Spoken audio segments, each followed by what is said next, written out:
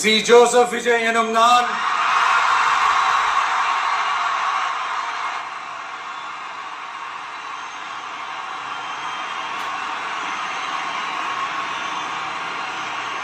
சட்டப்படி அமைக்கப்பெற்ற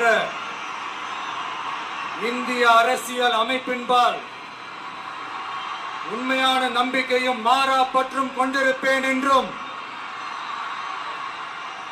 இந்திய நாட்டின் ஒப்பில்லாத முழு முதல் ஆட்சியையும் ஒருமையையும் நிலை நிறுத்துவேன் என்றும் தமிழ்நாட்டு அரசின் முதலமைச்சராக உண்மையாகவும் உளச்சான்றின்படியும் என் கடமைகளை நிறைவேற்றுவேன் என்றும் அரசியல் அமைப்பிற்கும் சட்டத்திற்கும் இணங்க அச்சமும் ஒருதலை சார்பும் இன்றி